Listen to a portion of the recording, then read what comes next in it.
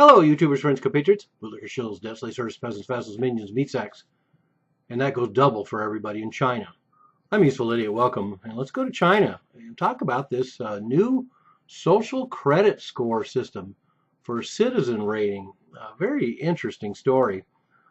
This story first popped up about a year ago because they were just starting to experiment with this program in a few Chinese cities, and it's been expanded quite a bit since then, including places like Shanghai, and they want this system to go nationwide by 2020. And this is one of the more Orwellian things I've ever heard. And once again, to me, spells out the fact that China is the one developing the blueprint for the so-called New World Order, or as I call it, global corporate governance. Because it's this kind of micromanagement that the Western powers are interested in as well. And the Chinese, of course, don't really have the technology to do it as effectively as, say, the United States. But they are working towards a system that I'm sure politicians in the United States and worldwide are drooling over. So they've rolled this out in Hangzhou and Shanghai, like I said before, and it's called a city personal credit information system. And very, very interesting. And you actually get black marks for not being a good citizen, and that includes things for like fare cheating and jaywalking and violating family planning rights. And eventually it will combine all records, including medical, financial, and internet records. And that's something we see in the United States as well. They want to tie in all this information together and have a complete profile of every individual with as much cross-reference material as possible. So let's look at what they've got going. So they have three basic systems of input going into what they call the social credit score, or the good citizen rating system. And the first one is traditional input, and that's the kind of things we're used to seeing in the United States as well. Your income tax information, loan repayments, credit card bills, utility bills, and payments of court judgments. But then they go in and factor in social input, which is where things really get a little sketchy.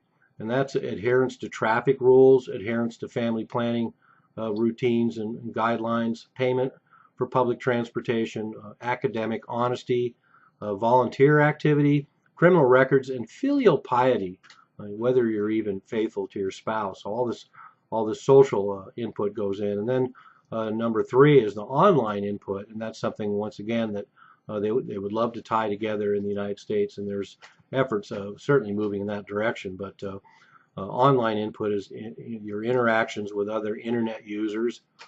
Man, I could be in trouble. And then reliability of information you post online, and shopping habits.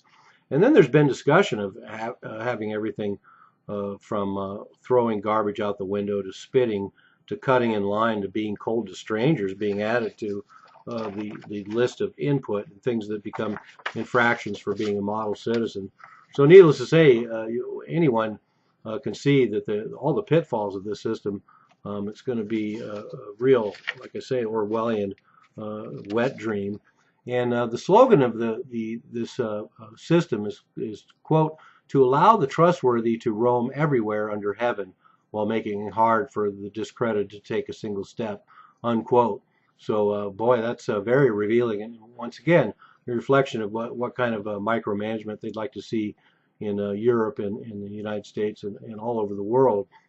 The idea that somebody who toes the line, follows the narrative, and goes by all the rules will be allowed maximum amount of freedom, and anybody that transgresses whatsoever eventually will be completely frozen. And this ties in with the whole idea of the microchip, the biometric chip that they've talked about in the West for a long time, where all your information will be concentrated, and then if you are not a good citizen, they can just shut off your chip and you will be completely isolated and helpless in the midst of society. And this is kind of a step in that direction without all the technology. And jobs that are deemed sensitive are going to get extra scrutiny: lawyers, teachers, accountants, and journalists. Once again, that follows a pattern of what we'd probably see in the West should they instigate a program like this. And then they publish red lists of exemplary citizens and then gray lists of bad citizens. And this sounds like something out of a dystopian novel or a futuristic nightmarish landscape in some movie. Bad citizens, good citizens, of having their names published in the press. And that could be a plus or minus for every individual. And then so what happens is they use algorithms that use all this input and then decide whether you are an exemplary citizen or untrustworthy. And if you're a good citizen, you have access to a whole bunch of different things.